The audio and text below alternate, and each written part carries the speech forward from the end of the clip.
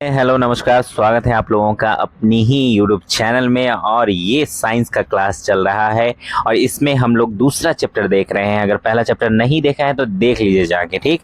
तो दूसरा देखिए, मोस्ट 7 इंपॉर्टेंट चैप्टर्स मैंने इंक्लूड किए हैं बायोलॉजी से, जहां से सबसे ज्यादा क्वेश्चंस पूछे जाते हैं। अभी प्रीवियस ईयर क्वेश्चन के बेस्ड मैंने ये चैप्टर्स सेलेक्ट किए हैं, ठीक है।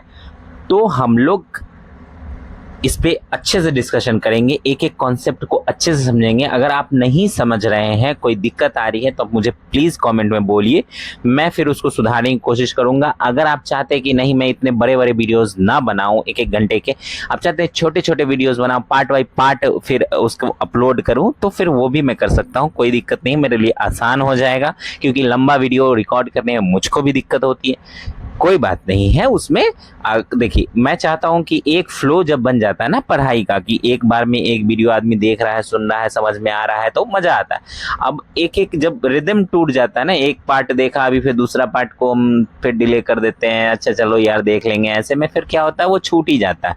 तो मैं ये नहीं चाहता, इसलिए मैं पूरा वीडियो जो है एक ही बार में बनाने की कोशिश करता हूँ, आपको देने की कोशिश करता हूँ, ठीक है। तो चलिए बिना किसी और बात के हम स्टार्ट करते हैं। सेल एंड टिश्यू चैप्टर का नाम है। कोशिका का परिचय पहले देख लेते हैं। तो जैसे एक एक ईंट मिलाकर हम पूरी इमारत बनाते हैं, घर बनाते हैं, वैसे ही हमारा शरीर जो है वो एक एक कोशिका से मिलकर बना हुआ है, ठीक है। इसलिए कोशिका को जीवन की आधारभूत संरचना और क्रियात्मक इकाई कहते हैं, स्ट्रक्चरल और फंक्शनल यूनिट कहते हैं, ठीक है। इसकी खोज किसने की थी? कोशिका की खोज सबसे पहले रॉबर्ट हुक ने की थी 1665 ईस्वी में। इन्होंने मृत कोशिका देखी थी, ठीक है, मृत कोशिका यानी मरी हुई कोशिका की खोज की थी। लेकिन सबसे पहले जीवित कोशिका की खोज किसने की थी? तो उनका नाम था ल्यूवेन हुक, और इन्होंने 1671 ईस्वी में इसकी खोज की थी, ठीक है।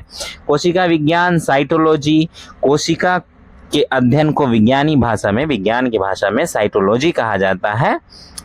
अब बात करते हैं जीवों के प्रकार की। जो जीव सिर्फ एक कोशिका से बने होते हैं उनको एक कोशिकीय कहते हैं, जैसे कि अमीबा।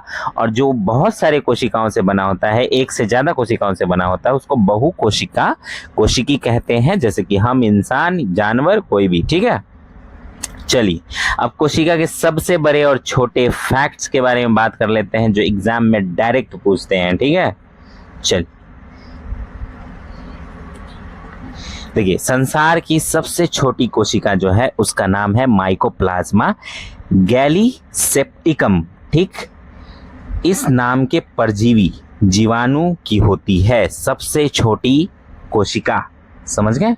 संसार के सबसे बड़ी कोशिका शुतुरमुर्ग का अंडा, एग ऑफ ऑस्ट्रिच, ठीक। मानव शरीर की सबसे छोटी कोशिका सेरिबेलम यानी मस्तिष्क का जो हिस्सा है उसकी ग्रेन्यूल सेल, ठीक है, यानी ग्रेन्यूल सेल ऑफ सेरिबेलम, ये मानव शरीर की सबसे छोटी कोशिका है। और मानव शरीर की सबसे बड़ी कोशिका तो ये है महिला का अंडाणु, ओवम, ठीक है। मानव शरीर की सबसे लंबी कोशिका तंत्रिका तंत्र का न्यूरॉन, ठीक, ये सबसे लंबी कोशिका है मानव शरीर के अंदर। तो ये चीजें जो है आप नोट्स में अपने नोट कर लें, ताकि रिवीजन करें और जाए जब एग्जाम में ये सब क्वेश्चन अगर कहीं किसी भी एग्जाम में पूछ ले आपसे, फट से जवाब दे दें, ठीक है। चलिए आगे बढ़ते हैं। प्रोकैरियोटिक और यूकैरियोटिक कोशिका, महत्वपूर्ण अंतर क्या है वो देख लेते हैं। तो ये मैंने फिगर जो है यहाँ पे प्रोकैरियोटिक सेल और यूकैरियोटिक सेल के दिए हैं, आप इसको समझिए, ठीक है। फ्लैजिला होता है, प्लाज्मिड होता है, यहाँ पे कैप्सूल होता है, सेल वॉल भी होता है, इसमें वैक्यूल्स भी होते हैं, साइटोप्लाज्म भी होता है, वहीं प्लाज्मा मेम्ब्रेन भी होता है, रिंग डीएनए मॉलिक्यूल भी होता है, और मेसोसोम भी होता है, पिली भी होता है। यहीं आप इसमें देखेंगे वैक्यूल्स होता है, सेंट्रुला होता है, साइटोकाइनिन, साइटोक्लेटन होता है, सीलिया होता है, रफ इंडोप्लाज्मिक रेटिकुलम याद रखेंगे, ईआर से हम इसको संबोधित करेंगे, ठीक है। तो रफ भी होता है और स्मूथ भी होता है। Lysosome, cytoplasm, pinocytosis, bubble, mitochondria तो होता ही है, देखिए इसमें माइटोकॉन्ड्रिया आपको नहीं दिया हुआ है, ठीक है। तो ये चीजें जो है प्रोकैरियोटिक और यूकैरियोटिक सेल के बीच का अंतर है, ठीक है। तो और चलिए अच्छे से इसको देखते हैं। गोल्जी रेपेटस और पेरोक्सीमा, माइक्रोविली, वहीं फ्री राइबोसोम, माइक्रोट्यूब्यूल्स। आइए अच्छे से देखते हैं, इसको समझते हैं। केंद्रक न्यूक्लियस की उपस्थिति के कारण जो है आधार पर कोशिकाएं जो है दो प्रकार की होती है, न्यूक्लियस की उपस्थिति के आधार पर, समझ गए। तो प्रोकैरियोटिक कोशिका जो है वो अविकसित कोशिकाएं होती है, केंद्रक का अभाव होता है, इनमें कोई स्पष्ट या विकसित केंद्रक नहीं होता है। केंद्रक के चारों तरफ की झिल्ली यानी न्यूक्लियर मेम्ब्रेन और केंद्रिका गायब होती है इनके अंदर से, ठीक है। डीएनए का स्थान, इनका डीएनए जो है कोशिका द्रव्य यानी साइटोप्लाज्म के एक विशेष क्षेत्र में बिखरा रहता है और जिसे न्यूक्लियोइड कहते हैं, ठीक। प्रोटीन की कमी होती है, इनका डीएनए बिना हिस्टोन प्रोटीन के होता है। अंगकों की अनुपस्थिति होती है इसमें, इनमें माइटोकॉन्ड्रिया, गोल्जी कॉइल, लाइसोसोम जैसे छिल्लीदार अंगक जो है वो नहीं पाए जाते हैं। राइबोसोम, इनमें जो राइबोसोम का प्रकार है वो 70S प्रकार का राइबोसोम पाया जाता है। गुणसूत्र अगर देखें, क्रोमोसोम की बात करें तो इनकी संख्या केवल 1 होती है, ठीक। उदाहरण में लेंगे तो बैक्टीरिया है, जीवाणु और नील हरी, ठीक है, यानी ब्लू ग्रीन अलगी। वहीं हम बात करें यूकैरियोटिक कोशिका की यानी यूकैरियोटिक सेल्स की, तो पूर्ण विकसित कोशिकाएं हैं ये, इनको कहते हैं। पूर्ण विकसित केंद्रक भी होता है, इसमें स्पष्ट केंद्रक झिल्ली, केंद्रिका सब उपस्थित होते हैं। सभी अंगक भी मौजूद होते हैं, माइटोकॉन्ड्रिया, गोल्जी कॉइल, सभी झिल्लीदार अंगक जो है इसमें पाए जाते हैं।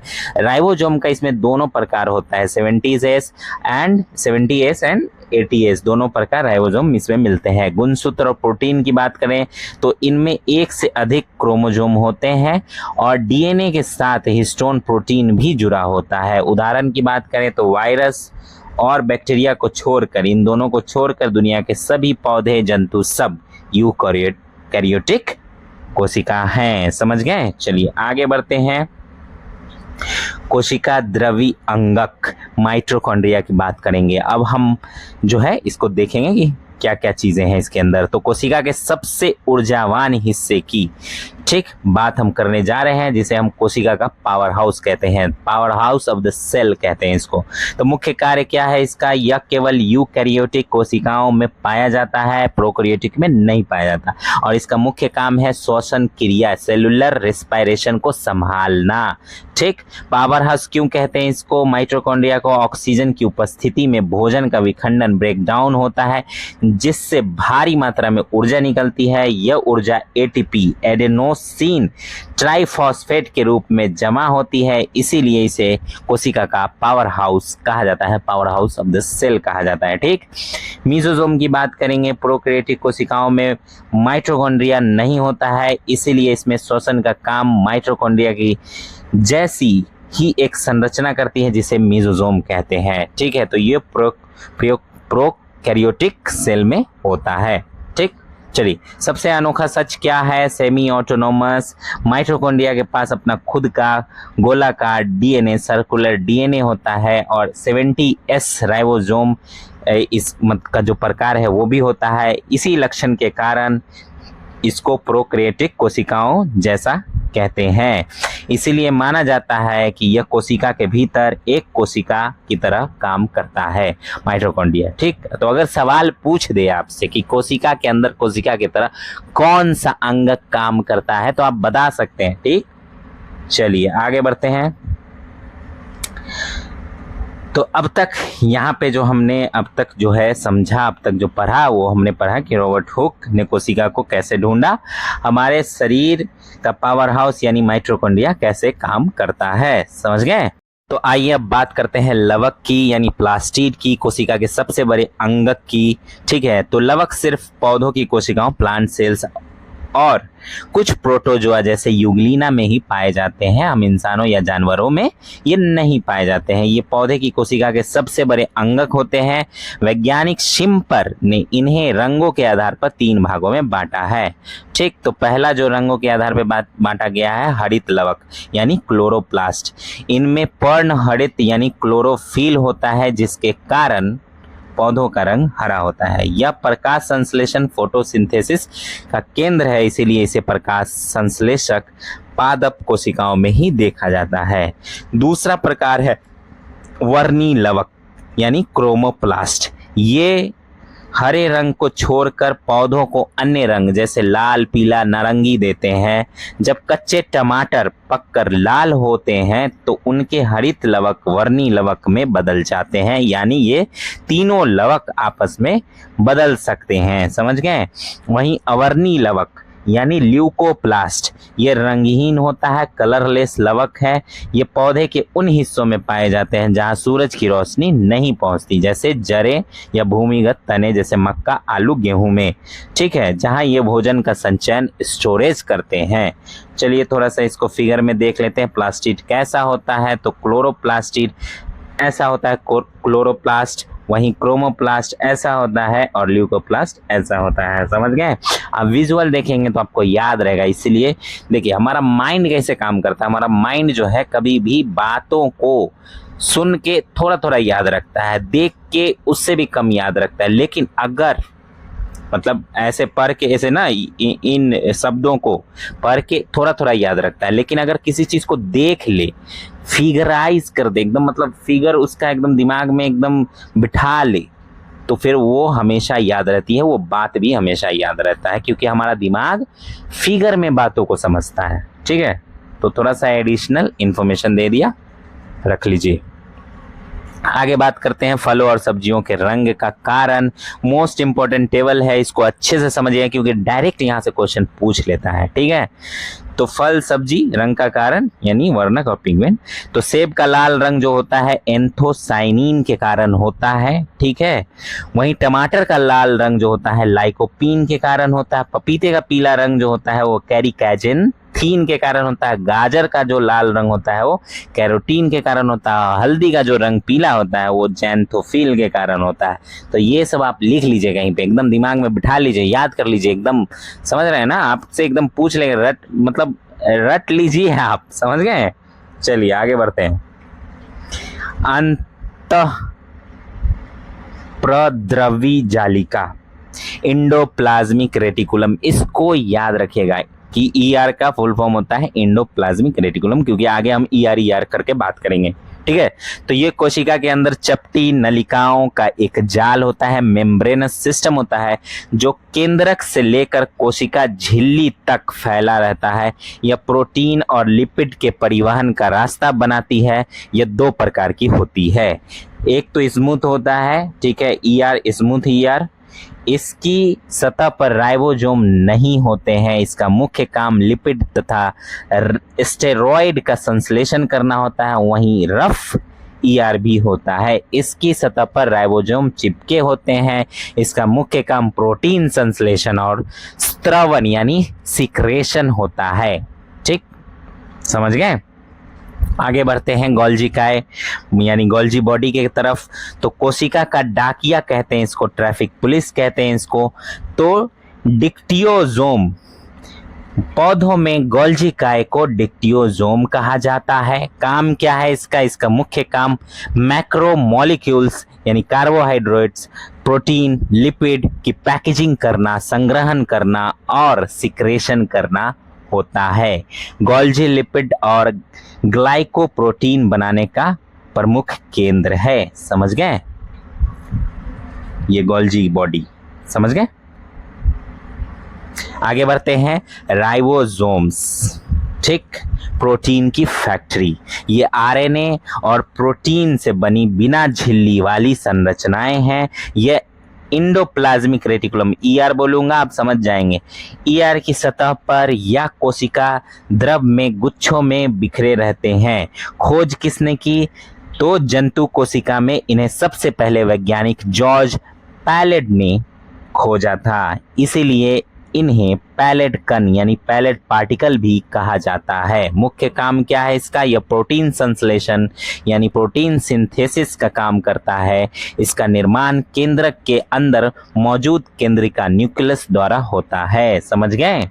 चलिए आगे बढ़ते हैं, लाइसोसोम की बात करते हैं। आत्महत्या की थैली भी कहते हैं इसको। ये जंतु कोशिकाओं में सबसे ज्यादा पाए जाते हैं और इनका निर्माण गोल्जी कॉय में होता है, गोल्जी बॉडी में होता है। इनमें पाचक एंजाइम होते हैं जो कोशिका के अंदर पाचन का काम करते हैं। सुसाइड बैग क्यों कहते हैं इसको? कभी कभी जब कोशिका डैमेज या बीमार हो जाती है तो लाइसोसोम फट जाते हैं और इसके एंजाइम अपनी ही पूरी कोशिका को पचाकर नष्ट कर देते हैं। इसी कारण इन्हें आत्महत्या की थैली, सुसाइडल बैग या पाचन थैली कहा जाता है। ये सब फैक्ट्स आप लिखते जाएंगे अपने नोट्स में, ठीक है। पादप अपवाद, एक पौधा अपवाद में भी है। पौधों की कोशिका में लाइसोसोम जैसे काम करने वाले अंग को स्फीरोजोम कहते हैं जो वसा का संश्लेषण और संग्रहण करता है। आगे बढ़ते हैं। अन्य छोटे पर महत्वपूर्ण अंगक, माइक्रोबॉडीज। यह है तारक काय, तारक बॉडी, तारक केंद्रक, सेंट्रोजोम, सेंट्रियोल इसको कहते हैं। यह केवल जंतु कोशिकाओं और निम्न पादपों मतलब छोटे पौधे जो होते हैं जैसे कवक, फर्न, जिम्नोस्पर्म में मिलता है, जो दो बेलनाकार रचनाओं से बनता है और कोशिका विभाजन में मदद करता है।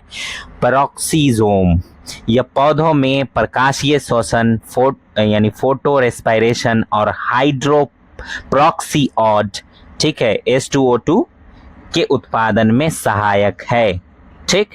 रसधानी यानी वैक्यूल, कोशिका द्रव में पानी, रस, उत्सर्जित और उत्सर्जित पदार्थों को घेरने वाली एक खाली थैली जैसी संरचना होती है इसकी। पादप कोशिका में यह 90% तक स्थान घेरती है और पौधों को करकपन यानी रिजिडिटी देती है। गोल्डन फैक्ट, अगला जो फैक्ट है उसको देखिए। कोशिका में अचल संपत्ति न्यूक्लिक एसिड यानी DNA, RNA को कहा जाता है अचल संपत्ति, ठीक। अब बात करते हैं केंद्रक की, न्यूक्लियस की। कोशिका का डायरेक्टर या मस्तिष्क इसको कहते हैं।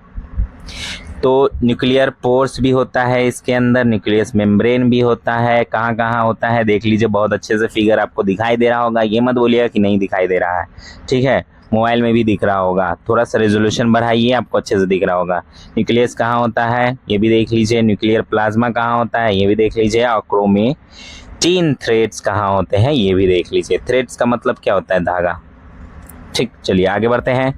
तो अब तक हम लोगों ने बात किया कि कोशिका के सारे विभाग अध्यक्षों से हम मिल चुके हैं, बॉडीज से मिल चुके हैं, मुलाकात कर ली हमने, चाहे वो प्रोटीन बनाने वाली फैक्ट्री हो, राइबोसोम, या खुद को उड़ाने वाला लाइसोसोम, पचाने वाला, ठीक है। तो इन सब से हमारी मुलाकात हो चुकी है।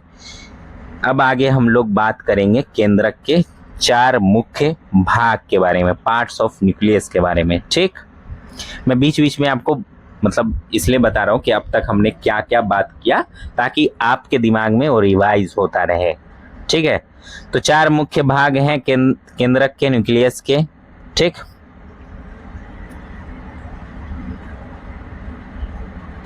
पहला जो है वो केंद्रक झिल्ली है, न्यूक्लियर मेम्ब्रेन। यह केंद्रक को चारों ओर से घेरने वाली दोहरी परत, डबल लेयर की झिल्ली होती है जो इसे कोशिका द्रव साइटोप्लाज्म से अलग रखती है। इसकी बाहरी झिल्ली अंतःप्रद्रवी जालिका ER इंडोप्लाज्मिक रेटिकुलम से जुड़ी होती है जिस पर राइबोसोम्स भी पाए जाते हैं, ठीक। दूसरा है केंद्रक द्रव्य, न्यूक्लियोप्लाज्म, केंद्रक के अंदर भरा हुआ गाढ़ा अर्ध तरल और पारदर्शी लिक्विड, यही है न्यूक्लियोप्लाज्म। तीसरा है केंद्रिका, न्यूक्लियस, केंद्रक द्रव के अंदर एक छोटी गोल और बिना झिल्ली वाली जो संरचना होती है उसी को न्यूक्लियोलस कहते हैं, न्यूक्लियोलस, ठीक। केंद्रिका यह राइबोसोमल यानी RNA बनाने की फैक्ट्री है, इसलिए इसे RNA भंडार गृह भी कहते हैं। जो कोशिकाएं तेजी से प्रोटीन बनाती है उनमें केंद्रिका बड़ी और संख्या में अधिक होती है, ठीक है। चलिए चौथा है हमारा क्रोमेटिन जालिका, ठीक। ये भी न्यूक्लियस के अंदर होता है। केंद्रक द्रव में धागे जैसा फैला हुआ एक जाल होता है। जब कोशिका का विभाजन होता है, सेल डिवीजन होता है, तब यही धागे आपस में सिमट कर और मोटे होकर छोटी छर रड जैसा बन जाते हैं, जिन्हें हम क्रोमोसोम कहते हैं। यह क्रोमेटिन डीएनए और प्रोटीन से बना होता है। समझ गए? चलिए आगे बढ़ते हैं, क्रोमोसोम के बारे में बात करेंगे। तो आनुवांशिकता के वाहन होते हैं ये क्रोमोसोम। यह कब दिखते हैं? सामान्यतः यह महीन लंबे धागे जैसे होते हैं, लेकिन कोशिका विभाजन के समय, पहले भी हमने बात किया कि कोशिका विभाजन के समय बिल्कुल स्पष्ट दिखाई देते हैं, क्योंकि रड जैसे हो जाते हैं, एकदम गुच्छे बन बन के रड जैसे हो जाते हैं। संरचना देखिए तो गुणसूत्र यानी क्रोमोसोम का सबसे ऊपरी शीर्ष भाग जो होता है वो टेलोमियर कहलाता है। किससे बने होते हैं? यह मुख्य रूप से डीएनए अप्रोक्स 40% और क्षारीय हिस्टोन प्रोटीन अप्रोक्स 60% से मिलकर बने होते हैं। इंसानों में संख्या, मनुष्य की एक कोशिका में 46 गुणसूत्र यानी क्रोमोसोम यानी 23 जोड़े होते हैं। 22 जोड़े ऑटोसोम होते हैं, स्त्री और पुरुष दोनों में बिल्कुल समान होते हैं। वहीं 23वां जोड़ा जो होता है वही लिंग गुणसूत्र होता है, लिंग क्रोमोसोम होता है। यह तय करता है कि बच्चा लड़का होगा या लड़की होगी। महिलाओं में XX और पुरुषों में XY होता है। ठीक, एग्जाम स्पेशल फैक्ट के आधार पे बता देता हूँ कुछ फैक्ट। तो कुछ सरीसृप जो है जैसे मगरमच्छ और छिपकली, इनमें लिंग गुणसूत्र नहीं होते, XX XY नहीं पाए जाते हैं। इन जीवों में बच्चे का लिंग इस बात से तय होता है कि पर्यावरण यानी इन्वायरमेंटल टेम्परेचर कितना है। समझ गए? ये लिख लेंगे फैक्ट में, कभी कभी पूछ देगा आपको। करते हैं डीऑक्सी राइबोन्यूक्लिक एसिड यानी डीएनए की रासायनिक संरचना की। तो संरचना आप लोगों ने देख लिया है, नहीं देखा है तो फिर से दिखा देते हैं। आइए, देख लिया? अच्छे से देख लीजिए, ठीक है। ऊपर शर्करा डीऑक्सीराइबोज, फॉस्फेट समूह, शर्करा फॉस्फेट आधार, ठीक है, हाइड्रोजन बंध जो होता है बीच में इनके, और न्यूक्लियोटाइड होता है यहीं पे, थाइमीन, साइटोसिन, एडेनिन, ग्वानिन। देख रहे हैं? कलर भी दे दिया ताकि आप समझ सके थाइमीन कहाँ पे है, एडेनिन कहाँ पे, ग्वानिन कहाँ पे है। ग्वानिन ऐसे याद रखिए कि किसी फिल्म में मैंने ना एक डायलॉग सुना था कि my name is guanine and I have done this. तो याद रहे आपको ग्वानिन। चलिए आगे बढ़ते हैं, खैर ये सब मजाक की बातें, आगे बढ़ते हैं। तो डीएनए की रासायनिक संरचना के बारे में बात करते हैं। डीएनए एक न्यूक्लिक एसिड है जो हमारे शरीर के लक्षणों, ट्रेट्स को माता पिता से बच्चों में पहुंचाने का काम करता है। यह मुख्य रूप से केंद्रक में होता है, लेकिन इसकी कुछ मात्रा माइटोकॉन्ड्रिया और क्लोरोप्लास्ट हरित लवक में भी पाई जाती है। डीएनए की संरचना 3 चीज़ों मटेरियल से मिलकर बनी होती है। एक तो नाइट्रोजन क्षार, अभी हम लोगों ने देखा फिगर के अंदर। ये 2 प्रकार के होते हैं, प्यूरिन, ठीक है, इसमें 2 क्षार आते हैं, एडेनिन और ग्वानिन। वहीं पिरामिडीन होता है, इसमें भी 2 क्षार आते हैं, साइटोसिन और थाइमीन। समझ गए? चलिए, और दूसरा मटेरियल है शुगर। डीएनए में 2-डीऑक्सीराइबोज, ठीक है, नाम की 5 कार्बन वाली शुगर, पेंटोज शुगर होती है। वहीं आरएनए में राइबोज शुगर होती है सिर्फ। समझ गए? चलिए, फॉस्फोरिक एसिड भी तीसरा मटेरियल है जिससे मिलकर डीएनए बना है। तो H3PO4 ये शुगर के साथ मिलकर डीएनए की बाहरी रीड बैकबोन बनाता है। डीएनए का डबल हेलिक्स मॉडल और युग्म पेयरिंग तो खोज किसने की थी? जेम्स वाटसन और फ्रांसिस क्रिक ने 1953 में डीएनए के द्विकुंडलित संरचना यानी डबल हेलिकल स्ट्रक्चर का मॉडल दुनिया के सामने रखा था। इस महान खोज के लिए उनको जो है 1962 में नोबेल पुरस्कार भी दिया गया था। क्षारों का जुड़ना, पेयरिंग रूल, डीएनए की दोनों कड़ियों के क्षार हमेशा एक निश्चित जोड़ी में जुड़ते हैं। एडेनिन हमेशा थाइमीन के साथ जुड़ता है, ए को टी से याद रखिएगा, ठीक है। ग्वानिन जो है वो साइटोसिन के साथ जुड़ता है, ठीक। तो आरएनए में अंतर देख लेते हैं। तो आरएनए में जो है क्या होता है कि थाइमीन नहीं होता है, समझ गए। तो एडेनिन के साथ जो है यूरेसिल नाम की पिरामिडीन क्षार जुड़ती है, समझ गए। चलिए आगे बढ़ते हैं। डीएनए के महत्वपूर्ण तकनीकी तथ्य क्या है, फैक्ट बॉक्स में देखते हैं। शुगर, फॉस्फेट, बैकबोन, डीएनए की दोनों रस्सियां, यानी एक ऐसे करके होता है ना डीएनए, समझ गए। तो ये जो दोनों रस्सियां हैं, सीढ़ियां हैं, शुगर फॉस्फेट से बनी होती हैं। इन पर ऋणात्मक आवेश नेगेटिव चार्ज होता है। ये जल रागी यानी हाइड्रोफिलिक, यानी कि हाइड्रो का मतलब होता है पानी और फिलिक का मतलब लव, यानी पानी से प्यार करने वाला, पानी से जुड़ने वाली होती है। समझ गए। पुनर्योजित डीएनए तकनीक, रिकम्बिनेंट डीएनए टेक्नोलॉजी, अलग अलग जीवों के डीएनए खंडों को आपस में जोड़कर एक नया कामकाजी डीएनए प्रयोगशाला में तैयार किया जा सकता है। चलिए आगे बढ़ते हैं। कृत्रिम डीएनए, अब वैज्ञानिक लैब में बिना किसी कोशिका के भी कृत्रिम डीएनए, आर्टिफिशियल डीएनए तैयार करने में सक्षम है। लेटेस्ट न्यूज बता दी आपको।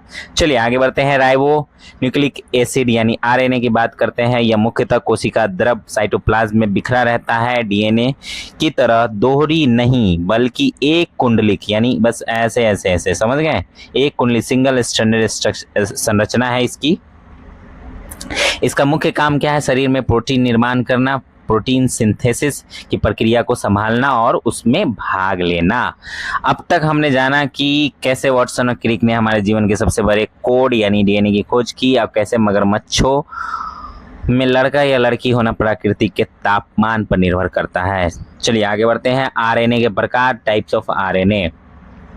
तो वैसे तो आरएनए एक गैर आनुवांशिक नॉन जेनेटिक पदार्थ है, लेकिन टोबैको मोज़ेक वायरस में टीएमबी जैसे कुछ वायरस जो होते हैं ये आनुवांशिक पदार्थ का काम भी इसमें करते हैं। ये आरएनए हमारे शरीर में प्रोटीन बनाने के लिए आरएनए 3 प्रकार का होता है।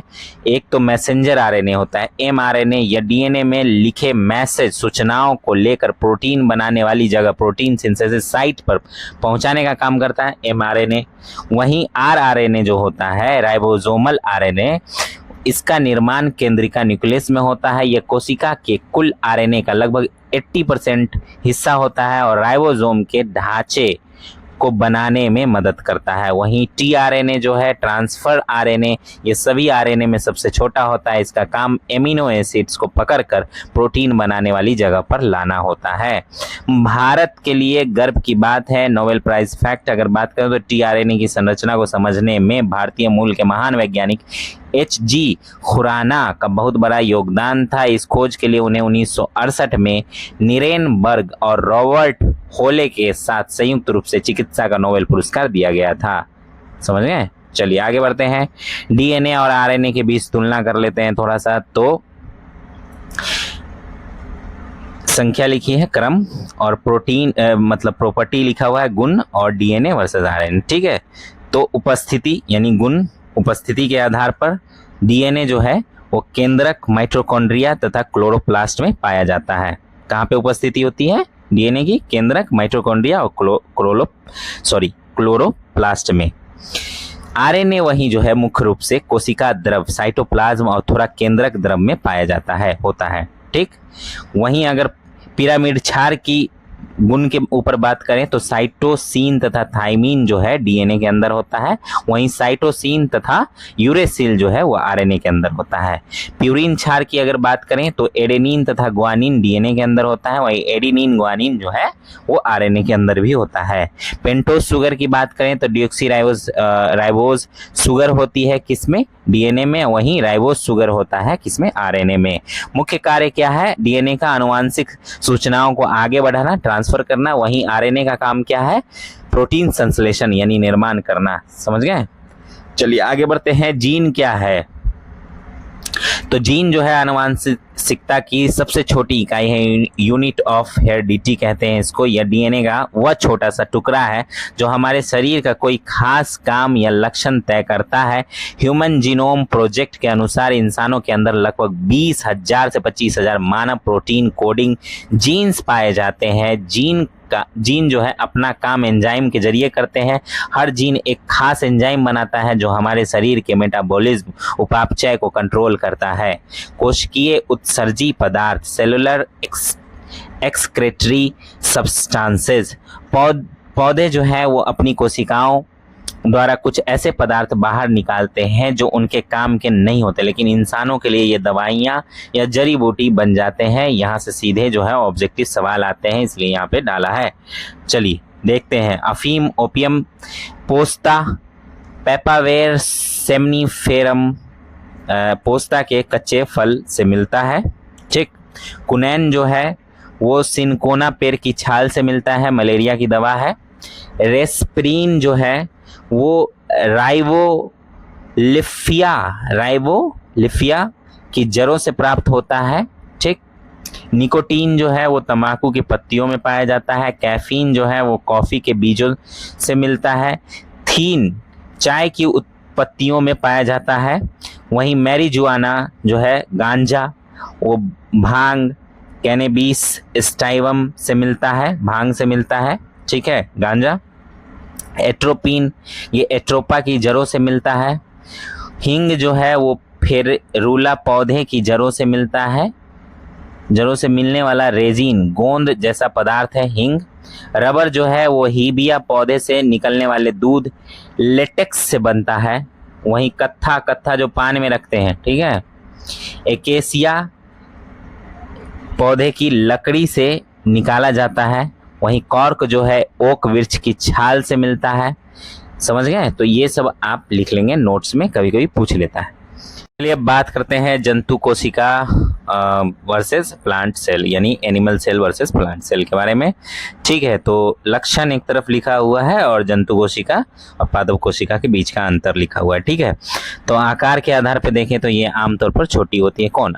एनिमल सेल जो है वो छोटी होती है, 10 to 30 माइक्रोन मीटर की होती है। ठीक है, वहीं ये जो होता है मतलब प्लांट सेल वो बड़ा होता है, 10 to 100 माइक्रोन मीटर की होती है।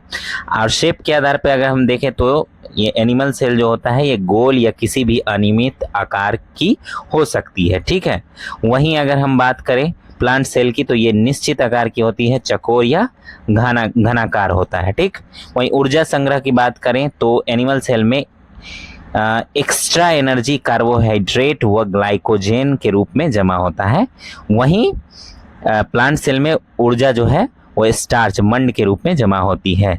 अगर हम ग्रोथ की बात करें, वृद्धि की, तो जंतुओं का आकार जो है वो कोशिकाओं की संख्या बढ़ने, सेल डिवीजन से बढ़ता है। वहीं हम बात करें पौधों की तो पौधों का आकार मुख्य रूप से कोशिकाओं के आकार में वृद्धि होने से बढ़ता है। कोशिका भित्ति, इनमें कोशिका भित्ति जो होता है एनिमल सेल में सेल वॉल नहीं होती है, सिर्फ पतली कोशिका झिल्ली होती है।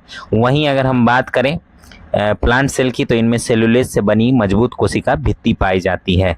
सीलिया की बात करें तो सीलिया जो है वो एनिमल सेल ये बारीक बालों जैसी संरचना होती है जो जंतु कोशिका में पाई जाती है और कोशिका को गति मोमेंटम प्रदान करती है, यहीं पादप कोशिका में नहीं पाई जाती है। ठीक है, साइटोकाइनेसिस की बात करें, आगे बात करते हैं साइटोकाइनेसिस। ठीक है, तो साइटोकाइनेसिस की अगर हम बात करें तो जंतु कोशिका के अंदर जो है में विभाजन के दौरान केंद्रक द्रव्य बीच से संकुचित होकर विभाजित होकर अलग हो जाता है। ठीक है, कोशिका द्रव विभाजन इसको कहते हैं। ठीक, वहीं पादप कोशिका में बाहर मजबूत भित्ति होने के कारण बीच में एक कोशिका पट्टिका सेल प्लेट का निर्माण होता है, जिससे कोशिका दो भागों में विभाजित होती है, बढ़ती है। चलिए अब बात करते हैं हम लोग प्लास्टिड की। ठीक, जंतु कोशिका में नहीं होता है लेकिन पादप कोशिका में हरित लवक यानी क्लोरोप्लास्ट पाए जाते हैं, प्लास्टिड पाए जाते हैं जो प्रकाश संश्लेषण के लिए जरूरी है। वहीं हम बात करें वैक्यूल की तो जंतु कोशिका में छोटी छोटी कई रसधानियां जो है होती हैं, जबकि पादप कोशिका में एक बहुत बड़ी केंद्रीय रसधानी होती है जो कोशिका का 90% 80 से 90% स्थान घेरती है। ठीक, तो ये कोशिका की संरचना है, ये आप देखें जंतु कोशिका और ये पादप कोशिका। ठीक है, संरचना इसको आप लोग थोड़ा जूम करके और थोड़ा सा आराम से या स्क्रीनशॉट लेके देख सकते हैं कि इसमें क्या क्या लिखा हुआ है। ठीक है, चलिए आगे बढ़ते हैं। तो अब तक जो है हम लोगों ने जाना कि चाय की चुस्की में कौन सा तत्व होता है, हमारी कोशिकाएं पौधों की कोशिकाओं से कैसे अलग है, इसके साथ ही कोशिका सेल का पूरा स्ट्रक्चर अब यहाँ पे समाप्त होता है। स्ट्रक्चर समाप्त होता है, अभी हम लोग आगे बात करेंगे, बहुत सारी चीज़ें बात करेंगे, सिर्फ स्ट्रक्चर अभी ख़त्म हुआ है। ठीक है, जो हम लोग स्ट्रक्चर की बात कर रहे थे। तो आइए अब जानते हैं कोशिका विभाजन क्या है। कोशिका विभाजन से शुरू करेंगे कि जब हमें चोट लगती है तो वहाँ की कोशिकाएं मर जाती, फिर नई कोशिकाएं कहाँ से आती हैं, जहाँ से घाव बढ़ जाता है या चोट जो है वो धीरे धीरे खत्म हो जाता है। तो पुरानी कोशिकाएं ही विभाजित होकर नई कोशिकाएं बनाती है। पैतृक कोशिकाएं यानी पेरेंट सेल से नई संतति डॉटर सेल्स बनने की इस क्रिया को कोशिका विभाजन कहते हैं। यह मुख्य रूप से दो प्रकार का होता है, समसूत्री विभाजन, ठीक है, माइटोसिस और मियोसिस, ठीक है। बराबरी का बंटवारा होता है समसूत्री विभाजन में, और मियोसिस में जो है अर्धसूत्री विभाजन होता है, यानी आधा आधा बंटवारा होता है। तो वहीं समसूत्री विभाजन की बात करें तो इसमें बनने वाली नई कोशिकाओं में गुणसूत्र यानी क्रोमोसोम्स की संख्या पेरेंट कोशिका के बिल्कुल समान रहती है। यह हमारे शरीर की कायिक कोशिकाओं यानी सोमैटिक सेल्स यानी त्वचा, लीवर, मांसपेशियों आदि में घाव भरने, वृद्धि करने और मरम्मत करने के लिए होता है। यह दो भागों में पूरा होता है, एक तो केंद्रक का विभाजन होता है, ठीक है, क्रायोकाइनेसिस, और दूसरा कोशिका द्रव्य का विभाजन, साइटोकाइनेसिस, ठीक। वहीं अर्धसूत्री विभाजन की बात करें, मियोसिस का आधा आधा बंटवारा, तो ये केवल प्रजनन अंगों की कोशिकाओं यानी रिप्रोडक्टिव सेल्स में होता है। इसमें बनने वाली जो नई कोशिकाओं में क्रोमोसोम की संख्या आधी, ठीक है, n रह जाती है, इसीलिए इसे अर्धसूत्री विभाजन कहते हैं। इसके द्वारा अगुणित हेप्लॉइड युग्मक जैसे शुक्राणु और अंडाणु बनते हैं, जो निषेचन फर्टिलाइजेशन के बाद दोबारा मिलकर द्विगुणित डाइप्लॉइड जो है 2n अवस्था प्राप्त कर लेती है। यह दो चरणों में पूरा होता है। अर्धसूत्री विभाजन जो है क्रोमोसोम आधे होते हैं, और अर्धसूत्री विभाजन फर्स्ट और अर्धसूत्री विभाजन 2, ठीक है, दो चरण होते हैं। इसमें गुणसूत्र यानी क्रोमोसोम आधे होते हैं, वहीं दूसरे वाले में प्रत्येक गुणसूत्र के क्रोमेटिड्स अलग होते हैं, ठीक। चलिए आगे बढ़ते हैं। समसूत्री विभाजन वर्सेस अर्धसूत्री विभाजन, अंतर देख लेते हैं। टेबल से भी थोड़ा सा समझिए। माइटोसिस, मियोसिस देख रहे हैं। माइटोसिस एक तरफ क्या हो रहा है, सेम समान, और मियोसिस जो हो रहा है वो आधा आधा हो जा रहा है, ठीक है। ये इंटरफेज यहाँ पे है, इंटरफेज, उसके बाद प्रोफेज देखिए, मेटाफेज, वहीं एनाफेज और टेलोफेज, साइटोकाइनेसिस। ये तो और आगे बढ़ जाता है, मियोसिस 2। चलिए तुलना का आधार अगर हम देखें, एक तरफ आधार लिखा हुआ है और समसूत्री विभाजन और सूत्री विभाजन के बीच तुलना करेंगे, ठीक है। तो कोशिका का प्रकार अगर देखें तो समसूत्री विभाजन जो है ये कायिक कोशिकाओं सोमेटिक सेल्स में होता है, जिससे द्विगुणित 2n कोशिकाएं बनती हैं, ठीक। और अगर हम अर्धसूत्री विभाजन की बात करें तो यह जनन कोशिकाओं यानी रिप्रोडक्टिव सेल्स में होता है, जिससे अगुणित n युग्मक बनते हैं। विभाजन के चरण की बात करें तो माइटोसिस में यह विभाजन केवल एक चरण में पूरा होता है, वहीं मियोसिस में यह विभाजन दो चरणों में होता है, मियोसिस 1 और मियोसिस 2, ठीक है। केंद्रक और गुणसूत्र की बात करें तो केंद्रक यानी माइटोसिस में केंद्रक में केवल एक बार विभाजन होता है और गुणसूत्रों की संख्या पेरेंट कोशिका के समान होती है। वहीं मियोसिस में केंद्रक में 2 बार विभाजन होता है, जिससे 4 नई कोशिकाएं बनती है, डॉटर सेल्स बनते हैं, गुणसूत्रों की संख्या आधी रह जाती है। वहीं अगर हम बात करें पुनरावस्था यानी प्रोफेज की, तो माइटोसिस में क्या होता है, इसकी प्रोफेज अवस्था अपेक्षाकृत सरल और कम समय की होती है।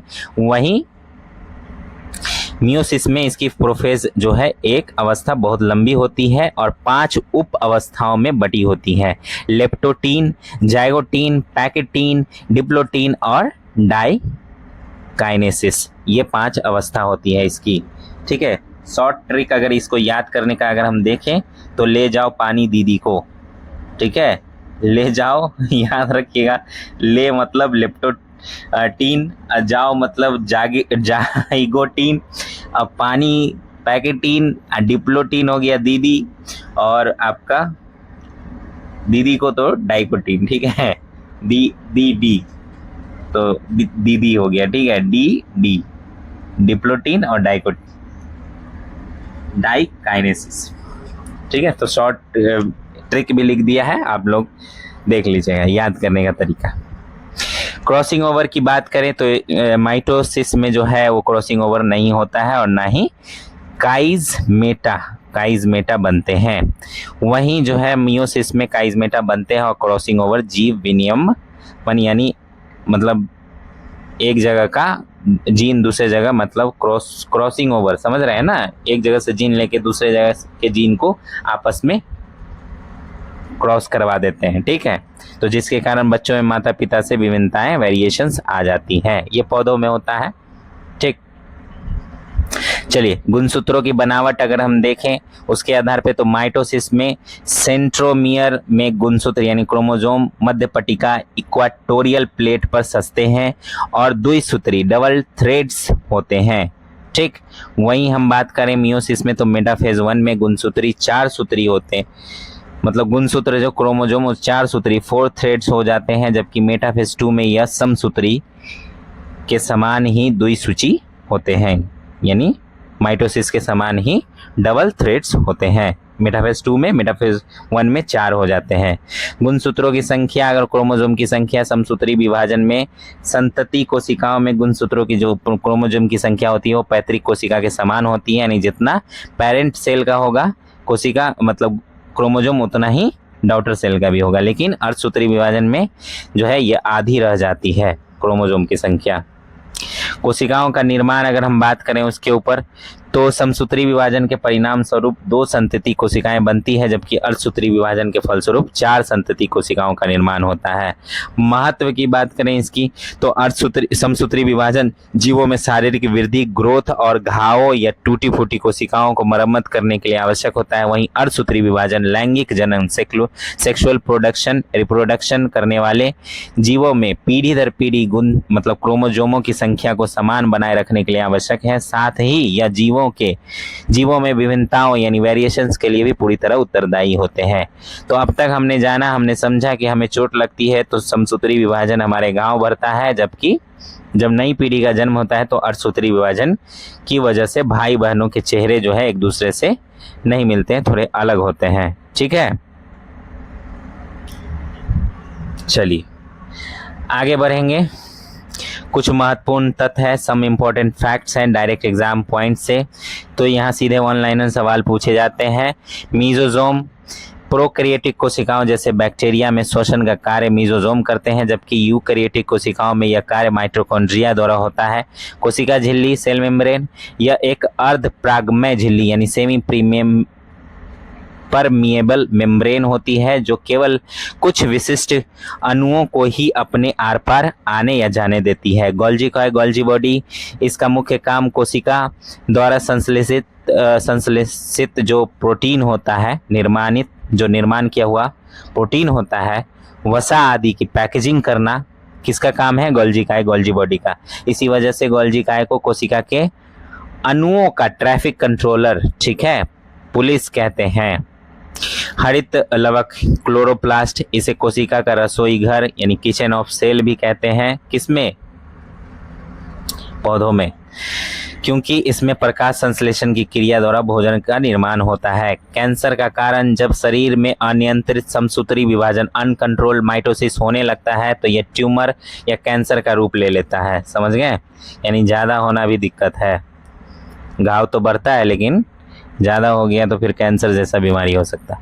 बुढ़ापा एजिंग हमारे शरीर के बुढ़ापे के लिए एजिंग जीन जिम्मेदार होता है। नाइट्रोजन स्थिरीकरण, ठीक है, पौधों में राइबोजियम जैसे कुछ जीवाणुओं के अंदर नीफ जीन पाया जाता है जिसकी सहायता से ये जीवाणु हवा की नाइट्रोजन का स्थिरीकरण नाइट्रोजन फिक्सेशन करने में सक्षम होते हैं। लैब में विभाजन पादप, ठीक है, पौधे और जंतु दोनों की कोशिकाओं को प्रयोगशाला लेबोरेटरी की पेट्री डिश में कृत्रिम रूप से विभाजित कराया जा सकता है। अब हम लोग आगे चलेंगे उत्तक की ओर, टिश्यू की बात करेंगे। चलिए तो हम लोग बात करते हैं टिश्यू की। तो टिश्यू क्या है? अब तक हमने सिर्फ एक अकेली कोशिका के बारे में पढ़ा, लेकिन जब एक जैसी उत्पत्ति, ठीक है, एक जैसी बनावट और एक ही काम करने वाली जो है बहुत सारी कोशिकाएं आपस में मिल जाती हैं तो उस समूह को हम उत्तक कहते हैं, टिश्यू कहते हैं।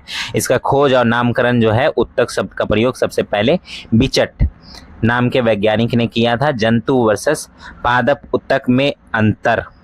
ठीक है, तो पौधों के अधिकांश उत्तक जो होते हैं उन्हें सहारा देने यांत्रिक सहारा वाले होते हैं, जिनमें से अधिकांश डेड होते हैं।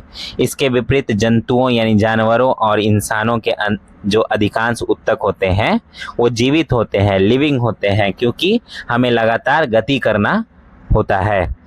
वहीं पादप प्लांट जो मतलब प्लांट टिश्यू होते हैं वो विभजयात्मक उत्तक होते हैं। पौधों के उत्तकों को उनकी विभाजन करने की क्षमता के आधार पर दो प्रमुख वर्गों में रखा गया है। ठीक है, विभाज्योतक उत्तक यानी मेरिस्टेमेटिक टिश्यू और अस्थायी उत्तक परमानेंट टिश्यू। आज हम पहले वाले को गहराई से समझेंगे अभी। ठीक, विभज्योतक उत्तक यानी मेरिस्टेमेटिक टिश्यू, इनका मुख्य कार्य कोशिका विभाजन द्वारा निरंतर नई कोशिकाओं का निर्माण करना है। इन्हीं के कारण पौधों की लंबाई, चौड़ाई, मोटाई जो होती है वो बढ़ती है।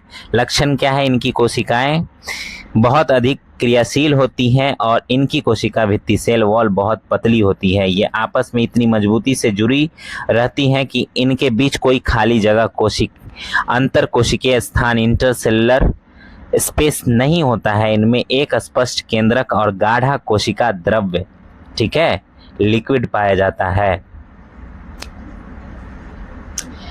तो ये है मेरिस्टेमेटिक टिश्यू और मेरिस्टेम, जो भी कहें आप इसको। तो आप इसको अच्छे से देख लीजिए। ऊपर में एपिकल मेरिस्टेम होता है, बीच में होता है इंटरकैलरी मेरिस्टेम और नीचे होता है लैटरल मेरिस्टेम। ठीक है, ये होता है स्टेम यानी तना। वहीं जड़ में जो है प्रोटोडर्म होता है, प्रोकैम्बियम होता है, कॉर्टेक्स होता है, एपिकल मेरिस्टेम कहाँ पे होता है देख लीजिए, और रूट कैप होता है। ठीक है, तो शीर्षस्थ विभज्योतक उत्तक एपिकल मेरिस्टेमेटिक टिश्यू हमने देखा ऊपर। ये पौधों की जड़, रूट और तने के बिल्कुल शीर्ष टॉप वाले भाग पर उपस्थित होता है। हमने देखा इसका कार्य क्या है। यह प्राथमिक वृद्धि के लिए जिम्मेदार है और पौधे के शीर्ष की लंबाई यानी ऊपर के भाग की लंबाई में वृद्धि करता है। अंतर्वेशी विभज्योतक उत्तक यानी इंटरकैलरी मेरिस्टेमेटिक टिश्यू हमने देखा, यह पत्तियों के आधार में या टहनियों के पर्व संधियों यानी नोड्स के मध्य में पाया जाता है। यह अक्सर स्थायी उत्तकों के बीच में दबा रहता है।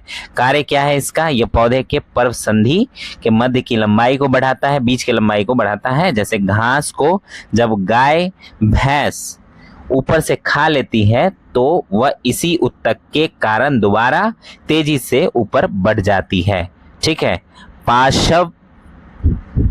पार्श्वस्थ विभज्योतक उत्तक लैटरल मेरिस्टेमेटिक टिश्यू। इंग्लिश में ही बोलने में ठीक रहता है, हिंदी में तो बड़ा दिक्कत हो जाता है, जवान लड़का आने लगता है।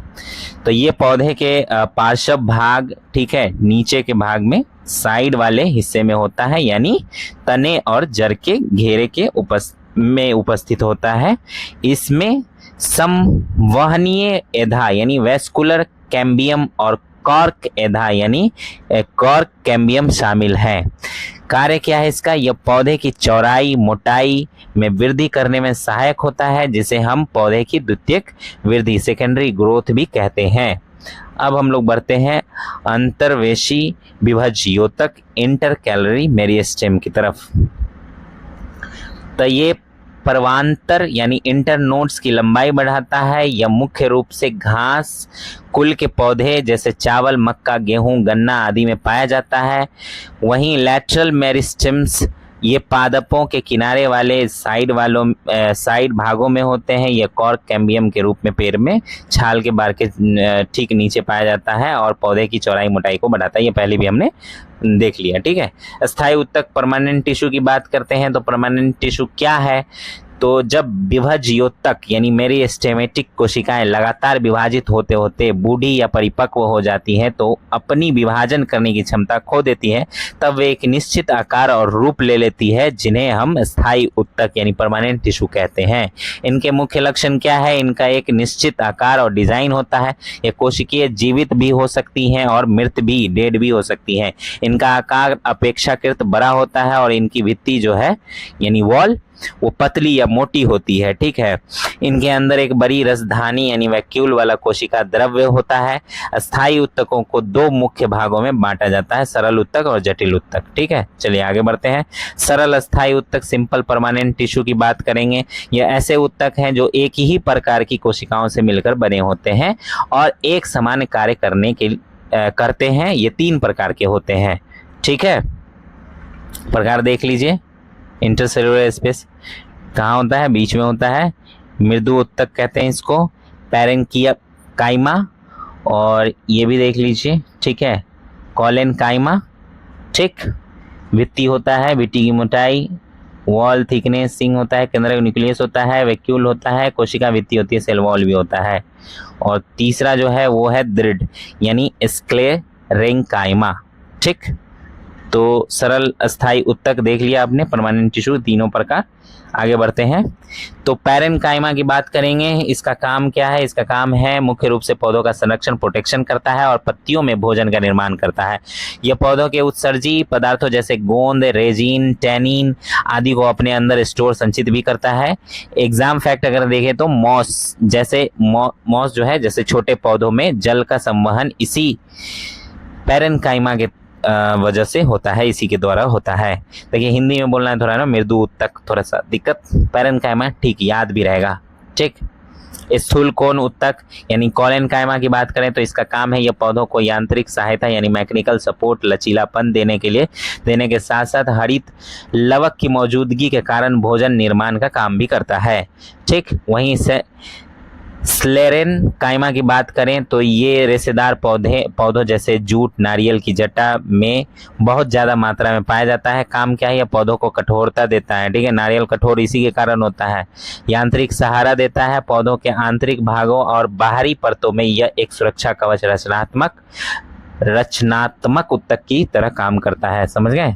चलिए आगे बढ़ते हैं। जटिल उत्तक की बात करें, कम्प्लेक्स टिश्यू, संवहन उत्तक भी कहते हैं इसको हिंदी में। तो आप लोग देखिए, जाइलम और फ्लोएम होता है। और जाइलम क्या होता है? 1 वे फ्लो होता है। इसमें वाटर एंड मिनरल्स जा रहा है ऊपर की तरफ।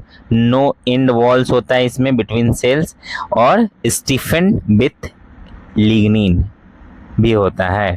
ठीक है, सारा देखिए, अच्छे से देखिए। फ्लोएम जो होता है उसमें 2 वे फ्लो होता है, यानी ऊपर की तरफ भी जा रहा होता है, नीचे की तरफ भी आ रहा होता है। वाटर एंड फूड देख रहे हैं, ऊपर नीचे। Involves with perforation. ठीक, आगे बढ़ते हैं। Photosynthesis products, water and minerals, अच्छे से देख लिया। चलिए आगे बढ़ते हैं। सरल उत्तक में एक ही तरह की कोशिकाएं थी, लेकिन जटिल उत्तक में एक से अधिक प्रकार की कोशिकाओं से मिलकर बनते हैं ये, और सब मिलकर एक टीम या इकाई की तरह काम करते हैं। इनका काम पानी, खनिज, भोजन को पौधे के अलग अलग अंगों तक पहुंचाना, संवहन करना है। इसीलिए इन्हें संवहन उत्तक यानी वेस्कुलर टिश्यू भी कहते हैं। ये 2 प्रकार के होते हैं। जाइलम, ठीक है, जल का टैंकर इसको कहा जाता है। ट्रिक क्या है? जौ से जाइलम और जौ से जल।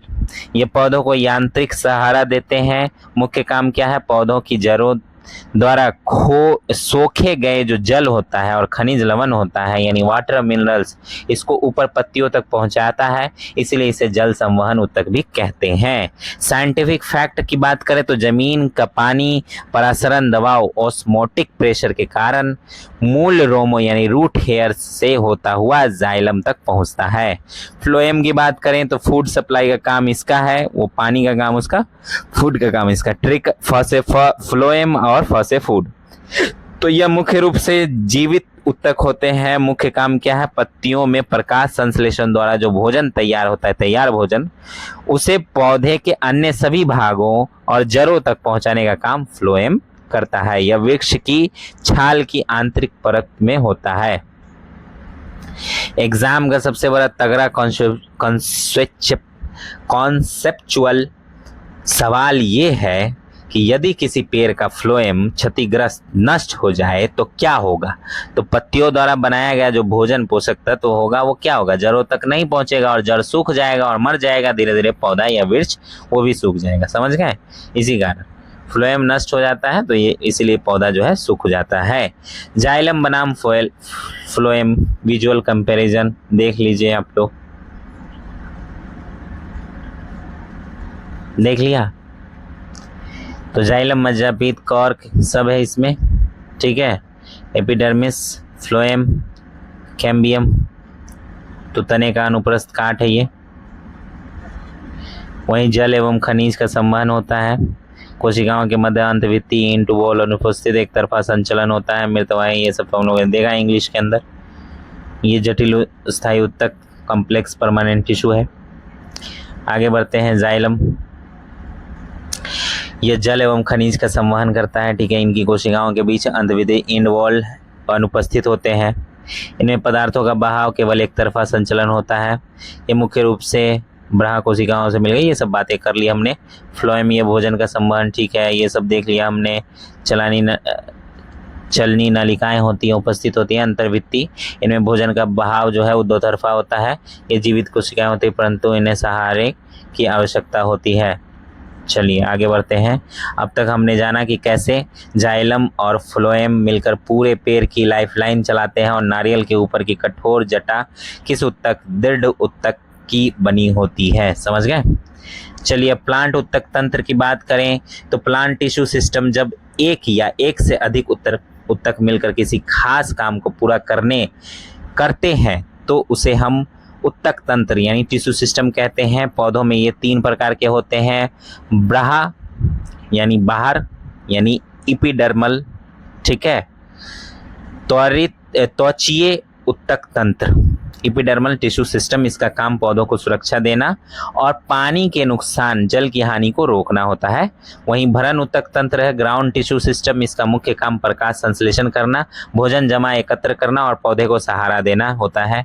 संवहन उत्तक तंत्र वेस्कुलर टिश्यू सिस्टम, नाम से ही समझ में आ रहा है, इसका काम जल, खनिज, लवण, भोजन को पौधे के कोने कोने तक पहुंचाना है। द्वितीयक वृद्धि और वार्षिक विलय एनुअल रिंग्स, पेड़ की उम्र का राज, ठीक है।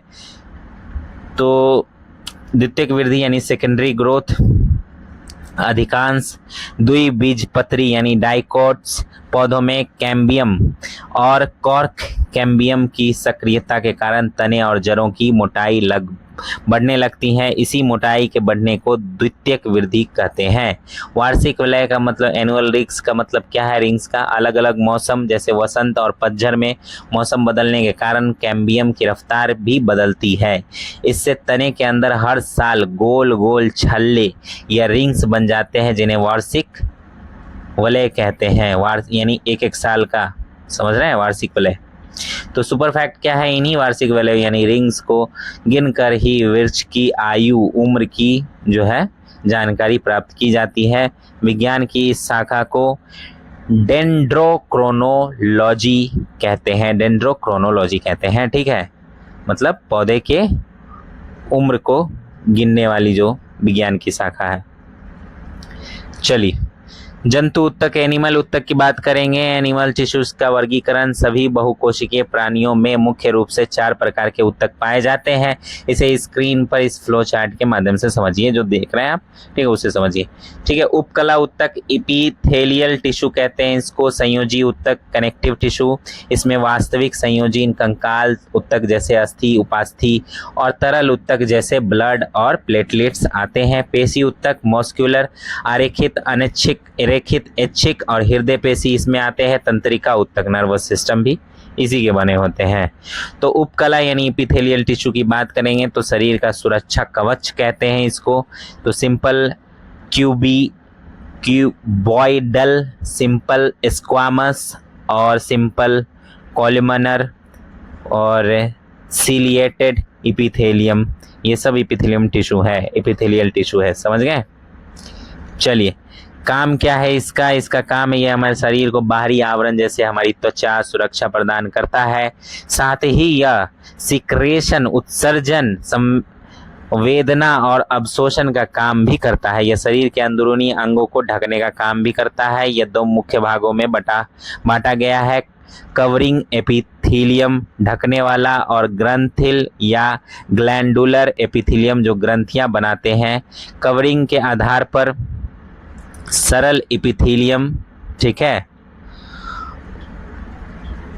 एपिथेलियम उत्तक मुख्य रूप से 4 प्रकार के होते हैं, जहां से सीधे उदाहरण वाले सवाल पूछे जाते हैं।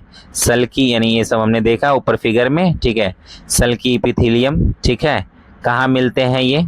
तो ये हमारी त्वचा की बाहरी परत पर जिह्वा, ग्रास नली और आहार नाल के स्तर इनर लाइनिंग में पाए जाते हैं। ठीक, स्तंभकार एपिथेलियम कहाँ मिलते हैं? ये खंभे जैसे लंबे होते हैं। इसका मुख्य काम अवशोषण और श्रवण यानी सिक्रेशन करना है। ये अंगों को यांत्रिक सहारा भी देते हैं। ठीक, घनाकार एपिथेलियम, ठीक है, क्यूबॉइडल एपिथेलियम कहाँ मिलते हैं? ये क्यूब जैसे चकोर होते हैं, सब हमारे त्वचा पर मिलते हैं। ठीक है, और ये हमारी लार ग्रंथि, स्लेवरी ग्लैंड, श्वेत ग्रंथि, स्वीट ग्लैंड, पसीने ग्रंथि और विकक नलिकाओं किडनी ट्यूबल्स में पाए जाते हैं। रोमक पक्षमाभी एपिथेलियम, ठीक है, सीलिएटेड एपिथेलियम, तो कहाँ मिलते हैं? इनकी बाहरी सतह पर बारीक बाल जैसे रोमक सीलिया पाए जाते हैं। ये अंडवाहिनी, फैलोपियन ट्यूब, हमारी श्वास नली, विंड पाइप तथा मुख गुहा में पाए जाते हैं। अब तक हमने जाना कि पैरों की उम्र का पता उनके छल्लों एनुअल रिंग्स को गिनकर कैसे लगाया जाता है। हमारे शरीर की त्वचा और ग्रंथियां किन विशेष उपकला उत्तकों यानी एपिथेलियल टिश्यूज से मिलकर बनी हैं। ठीक, चलिए आगे बढ़ते हैं। संयोजी उत्तक, कनेक्टिव टिश्यू की बात करेंगे। तो शरीर का फेविकॉल कहते हैं इसको, जैसा कि नाम से ही साफ है, संयोजी यानी जोड़ने वाला। यह उत्तक शरीर के सभी अंगों और अन्य उत्तकों को आपस में जोड़ने, सहारा देने और शरीर को एक निश्चित आकार देने का काम करता है। हमारा खून, ब्लड भी एक प्रकार का सरल संयोजी उत्तक है। उत्पत्ति अगर देखें, ओरिजिन की बात करें, तो यह उत्तकों का निर्माण एम्ब्रायो यानी भ्रूण मीसोडर्म से होता है। हमारे शरीर में यह उत्तक सबसे अधिक मात्रा में पाया जाता है। ठीक, प्रकार क्या है? यह मुख्य रूप से 3 प्रकार के होते हैं, वास्तविक संयोजी उत्तक, कंकाल उत्तक और तरल उत्तक। वास्तविक संयोजी उत्तक कनेक्टिव टिश्यू प्रॉपर, इसके अंतर्गत आने वाले उत्तकों और उनके खास कामों को समझते हैं यहीं पे। तो एरोलर टिश्यू जो है इसके अंदर आते हैं। टिश्यू के प्रकार हैं, ठीक है, देख लीजिए अच्छे से इस फिगर को जी, दोनों एरियुलर उत्तक और एडिपोज उत्तक, ठीक है, ये सब संयोजी उत्तक के प्रकार हैं। तो इसे लचीला या ढीला लूज संयोजी उत्तक भी कहते हैं। किसको? एरियुलर उत्तक को। ठीक है, जो अंगों को आपस में बांध कर रखता है। इसमें 3 विशेष प्रकार की कोशिकाएं पाई जाती हैं, जहां से सीधा सवाल बनता है। फाइब्रोब्लास्ट, ये कोलाजेन, इलास्टिन और फाइब्रोनेक्टिन प्रोटीन बनाती है। मास्ट कोशिकाएं, मास्ट सेल्स, ये बहुत ज़रूरी रसायन जैसे हिस्टामिन, हेपेरिन, खून को जमने से रोकने वाला और सेरोटोनिन का स्राव भी करती है। मैक्रोफेजेस, ठीक है, ये हमारे इम्यून सिस्टम के सिपाही हैं, जो बाहर से आने वाले सूक्ष्म जीवों और कचरे को जो है खाकर नष्ट कर देते हैं। चलिए आगे बात करते हैं वसा संयोजी उत्तक, एडिपोज टिश्यू की। शरीर का फैट टैंक कहते हैं इसको। यह हमारी त्वचा के ठीक नीचे और किडनी के चारों तरफ वसा फैट कोशिकाओं के रूप में पाया जाता है। यह वसा का संचय, स्टोरेज और मेटाबॉलिज्म करता है, ठंड से बचाव करता है, ध्रुवीय क्षेत्रों यानी पोलर रीजन्स में रहने वाले जो स्तनधारी होते हैं जैसे व्हेल, भालू को यह ताप क्षय से बचाता है, यानी शरीर की गर्मी बाहर नहीं जाने देता। एडिपोज टिश्यू ये काम करता है। श्वेत उत्तक, वाइट टिश्यू, यह एक विशेष प्रकार का संयोजी उत्तक है जो हमारी कपाल हड्डियों स्कल बोन्स के बीच पाया जाता है और उन्हें अचल फिक्स बनाता है, जिससे सिर की हड्डियां हिलती नहीं हैं। अब बात करेंगे टेंडन बनाम लिगामेंट की सुपर इम्पोर्टेंट ट्रिक। यहाँ बच्चे हमेशा कंफ्यूज होते हैं, ठीक है, इस आसान ट्रिक से रटिए इसको। टेंडन ट्रिक क्या है? एमटीबी, मसल टेंडन बोन, ठीक है, एमटीबी, समझ गए? यह मांसपेशियों यानी मसल्स को अस्थियों यानी बोन्स से या दूसरी मांसपेशियों से जोड़ता है। यह बहुत कौन टेंडन, ठीक है, यह बहुत मजबूत और तंतुमय होता है। लिगामेंट, अब लिगामेंट की बात करेंगे। ट्रिक क्या है?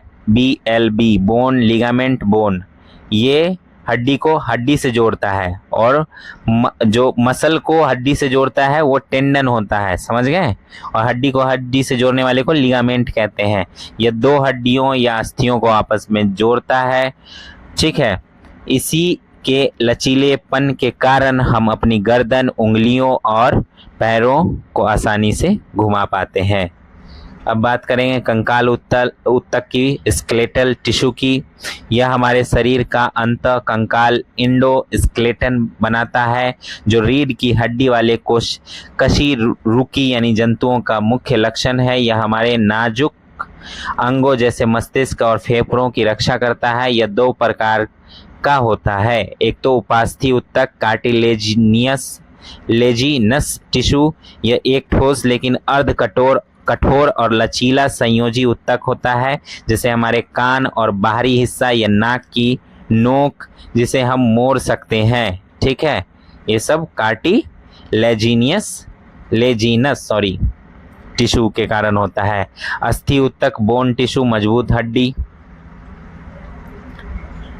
बोन है, देख रहे हैं, रक्त वाहिका बीच में होती है, स्पंजी अस्थि होता है, ठीक है।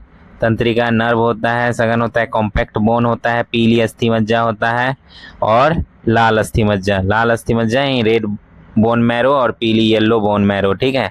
तो ये बहुत ही ठोस दृढ़ कौन अस्थि उत्तक, दृढ़ और मजबूत संयोजी उत्तक है। इसका मैट्रिक्स ओसेन नाम के प्रोटीन से बना होता है, जिसमें कैल्शियम, मैग्नीशियम, फॉस्फेट और कार्बोनेट प्रचुर मात्रा में होते हैं। इसकी कोशिकाओं को ऑस्टियोसाइट, ठीक है, ऑस्टियोसाइट कहा जाता है। आइए बात करते हैं अस्थि मज्जा यानी बोन मैरो की। ब्लड सेल की फैक्ट्री कहते हैं इसको, ठीक है। लंबी और मोटी हड्डियों के बीच में खोखली जगह जो होती है, कैविटी होती है, उसे मज्जा गुहा मैरो कैविटी कहते हैं। इसी में एडिपोज उत्तकों से भरा हुआ अस्थि मज्जा यानी बोन मैरो पाया जाता है। यह दो रंग का होता है, एक तो लाल अस्थि मज्जा रेड बोन मैरो, यह हड्डियों के सिरों यानी किनारों के पास पाया जाता है इसका, ठीक है। आपने फिगर में देखा ना, किनारों के पास में था, ठीक है। फिर से देखिए, यहाँ पे रहता है रेड बोन मैरो और यहाँ पे रहता है yellow bone marrow, red bone marrow, समझ गए? चलिए, तो इसका सबसे बड़ा काम जो है लाल रक्त कणिकाओं आरबीसी का निर्माण करना है। वहीं पीली अस्थि मज्जा जो है येलो बोन मैरो, यह हड्डियों के ठीक बीच वाले हिस्से में होती है, जो श्वेत रक्त कणिकाओं डब्ल्यूबीसी के निर्माण में सहायक होती है। अब तक हमने जाना कि टेंडन और लिगामेंट हमारे शरीर की हड्डियों और मांसपेशियों को कैसे मजबूती से जोड़ देते हैं और हमारी हड्डियों के अंदर मौजूद जो बोन मैरो है कैसे दिन रात हमारे लिए नया खून आरबीसी डब्ल्यूबीसी बनाते हैं, समझ गए? आगे बढ़ते हैं। तरल उत्तक, फ्लूइड टिश्यू, रक्त का गणित। तो रक्त जो है, ब्लड या रुधिर, यह हमारे शरीर का एकमात्र ऐसा उत्तक है जो बहता है, इसीलिए इसे तरल संयोजी उत्तक कहते हैं। इसकी कोशिकाएं प्लाज्मा नाम के एक लिक्विड में तैरती रहती है। देखिए फिगर में, समझिए, ठीक है। तो 55% जो है प्लाज्मा है और 45% जो है वो क्या है, रेड ब्लड सेल्स है, प्लेटलेट्स है, वाइट ब्लड सेल्स है। ये कहाँ, प्लाज्मा में तैरती हैं। ठीक, चलिए आगे बढ़ते हैं। प्लाज्मा रक्त का लगभग 55% भाग हल्के पीले रंग का यह तरल प्लाज्मा होता है। रक्त कोशिकाएं बाकी 45% भाग 3 प्रकार की कोशिकाओं से मिलकर बना होता है। आरबीसी, एरिथ्रोसाइट्स, ठीक है, ऑक्सीजन पहुंचाने की कोशिकाएं होती है। वहीं ल्यूकोसाइट, डब्ल्यूबीसी, बीमारियों से लड़ने वाली कोशिकाएं होती है। प्लेटलेट्स, खून का थक्का जमाने, चोट लगने पर खून को रोकने में मदद करती है। हम बात करेंगे पेशी उत्तक मस्कुलर टिश्यू की गति और ताकत। तो हमारे शरीर में हिलने डुलने, चलने फिरने, मोबिलिटी और सिकुड़ने, कॉन्ट्रैक्टिबिलिटी की क्षमता इन्हीं पेशी उत्तकों के कारण होती है। प्रोटीन, पेशियों में मुख्य रूप से 2 संकुचनशील प्रोटीन पाए जाते हैं, मायोसिन और एक्टिन। ठीक है। वजन की बात करें तो मांसपेशियां मानव शरीर के कुल वजन का 40 से 50% भाग बनाती है। गोल्डन फैक्ट की बात करें तो मानव शरीर में सबसे मजबूत मांसपेशियां हमारे जबड़े, जौ की होती है। ठीक है। पेशी उत्तक 3 प्रकार के होते हैं जिन्हें स्क्रीन पर दिए गए चित्र में हम समझाते हैं। आइए, तो मसल टिश्यू, पेशी उत्तक, ये 3 प्रकार का स्केलेटल मसल होता है, कार्डियक मसल होता है और स्मूथ मसल होता है। कहाँ कहाँ होता है देख लिए ना, चलिए देख के समझ गए। अभी डिस्कशन खत्म नहीं हुआ, बढ़ते हैं आगे। हम लोग मसल टिश्यू की ही बात करेंगे और मसल टिश्यू के 3 प्रकार की बात करेंगे। तो पहला है स्मूथ इनवॉलेंटरी मसल्स, ठीक है, आरेखित या अनैच्छिक पेशी कहते हैं इसको। इसका काम क्या है, ये हमारी मर्जी या इच्छा से काम नहीं करती, इसीलिए अनैच्छिक टिश्यू कहते हैं। कहाँ मिलता है, यह आंख की आइरिस, वेशन, इंटेस्टिन, मूत्राशय और रक्तवाहिनियों में पाया जाता है। या आहार नाल में भोजन जो पीछे की तरफ खिसकता है, आगे खिसकना जिसको कहते हैं, ठीक है, ये इसी पेशी के कारण होता है। रेखित या ऐच्छिक पेशी स्केलेटल या वॉलंटरी मसल्स कहते हैं। ये हमारी इच्छा के अनुसार होता है, ये हमारे कंकाल हड्डियों से जुड़ा जो है मसल होता है, इसीलिए इन्हें कंकाल पेशी भी कहते हैं। इनके कोशिका द्रव को सार्कोप्लाज्म कहते हैं, कोशिका द्रव को, ठीक है। और कहाँ मिलता है, ये हमारी आर्म्स जो होते हैं, ठीक है, गर्दन के अंग है या तंत्रिका तंत्र है, इसको जो है तंत्रिका तंत्र कंट्रोल करता है। ठीक। हृदय पेशी, कार्डियक हार्ट मसल से ये केवल हृदय यानी दिल की दीवारों में पाया जाता है। ये रेखीय, इस पे जो है रेखीय धारियां तो होती हैं, लेकिन ये स्वभाव से अनैच्छिक होता है या बिना थके जो है पूरे जीवन भर चलता रहता है, धड़कता रहता है। इसका नियंत्रण ये खुद करता है। ठीक है। ये स्वयं पेशियों द्वारा होता है, न कि तंत्रिका तंत्र द्वारा। ठीक है, चलिए आगे बढ़ते हैं। आगे हमारा तंत्रिका उत्तक, न्यूरल टिश्यू, शरीर का इंटरनेट कहा जाता है। जब हमारे पैर में कांटा चुभता है तो दिमाग को तुरंत पता चल जाता है। हमारे शरीर में तंत्रिका कोशिकाओं का एक पूरा जाल बिछा है जिसे हम न्यूरॉन कहते हैं। हमारा मस्तिष्क जो है वो स्पाइनल कॉर्ड और तंत्रिकाएं इसी उत्तक से बनी होती हैं। ठीक, हमारा मस्तिष्क मेरु रज्जु यानी स्पाइनल कॉर्ड और तंत्रिकाएं सब इसी उत्तक से बनी होती है, तंत्रिका उत्तक से। ठीक, यहाँ आप फिगर में देख लीजिए, ठीक है, किस तरह का होता है। यहाँ पे न्यूक्लियस होता है, डेंड्राइट्स होता है, इसको सेल बॉडी साइटोन कहते हैं। ठीक है, ये पूरा जो आप देख रहे हैं, और एक्सॉन होता है, उसके बाद मेलिनसेथ होता है यहाँ पे, और यहाँ पे नोड ऑफ रैनवियर होता है, और ये जो आप जर जैसा देख रहे हैं इसको अंतिम सिरा कहते हैं, एक्सॉन टर्मिनल है ये। ठीक, देख लिया, समझ लिया, एकदम दिमाग में बिठा लीजिए, आगे इस पर बात कर रहे हैं। तो ये स्ट्रक्चर ऑफ टिपिकल न्यूरॉन की हम लोगों ने बात की, ये देखा। तो साइटोन जो है सेल बॉडी या साइटोन या न्यूरॉन का मुख्य केंद्रक होता है। ठीक है, केंद्रक वाला भाग है। डेंड्राइट्स जो होता है ये साइटोन से निकलने वाली छोटी छोटी पेड़ की टहनियों जैसी शाखाएं होती है, इससे सिग्नल ये जो है सिग्नल को ग्रहण करता है। एक्सॉन जो होता है ये न्यूरॉन से निकलने वाला एक लंबा धागा जैसा प्रवर्ध जो सिग्नल को आगे ले जाता है, पर माइलिन सेथ की परत, इसके ऊपर माइलिन सेथ की परत चढ़ी होती है। सिनेप्स या न्यूरॉन के एक्सॉन का अंतिम छोर जब दूसरे न्यूरॉन के डेंड्राइट्स से मिलता है तो उनके बीच के जोड़ या खाली जगह को सिनेप्स कहते हैं, जहां से मैसेज केमिकल के रूप में आगे कूदता है। ठीक, स्टेम कोशिकाएं होती हैं, मास्टर सेल्स कहते हैं इसको। स्तनधारियों में मुख्य रूप से 2 प्रकार की स्तंभ कोशिकाएं यानी स्टेम सेल्स पाई जाती हैं, भ्रूणीय स्तंभ कोशिकाएं, वयस्क स्तंभ कोशिकाएं। ठीक है, ये इतनी खास क्यों है? ये ऐसी मास्टर कोशिकाएं होती हैं जो शरीर की किसी भी अंग की कोशिका जैसे लीवर, किडनी, दिल की कोशिका का रूप ले सकती है। भ्रूणीय प्रकार की बीज फुटी यानी ब्लास्टोसाइस्ट कहते हैं इसको, अवस्था में निकाला जाता है। इस कोशिका को नष्ट किए बिना भी प्राप्त किया जा सकता है। ठीक है, भविष्य की चिकित्सा अगर देखें तो भारतीय अनुसंधान केंद्रों ने कुछ ऐसी कोशिका रेखाएं तैयार कर ली हैं जिसमें भविष्य में खराब हो चुके अंगों को लैब में दोबारा उगाकर लाइलाज बीमारियों का इलाज किया जा सकेगा। तो आज हमने तरल संयोजी उत्तक, बिना थके धड़कने वाली हृदय पेशी और हमारे शरीर के सुपरफास्ट इंटरनेट यानी न्यूरॉन की संरचना को पूरा समझ लिया है। ठीक, इसके साथ ही हमने पूरा जो चैप्टर है, महाअध्याय कोशिका एवं उत्तक सेल एंड टिश्यू, ये पूरी तरह जो है समाप्त हो गया है। उम्मीद है इस वीडियो के माध्यम से आपका कॉन्सेप्ट पूरी तरह जो है एकदम क्रिस्टल क्लियर हो गया होगा। नहीं हुआ तो कमेंट में बोलिए। अगर अच्छी लगी हो ये वीडियो तो लाइक करें, दोस्तों के साथ शेयर करें, चैनल को सब्सक्राइब करना ना भूलें। मिलते हैं अगले वीडियो में एक नए और धमाकेदार टॉपिक के साथ, यानी अगले टॉपिक के साथ। तब तक के लिए पढ़ते रहिए, खुश रहिए। जय हिंद, धन्यवाद।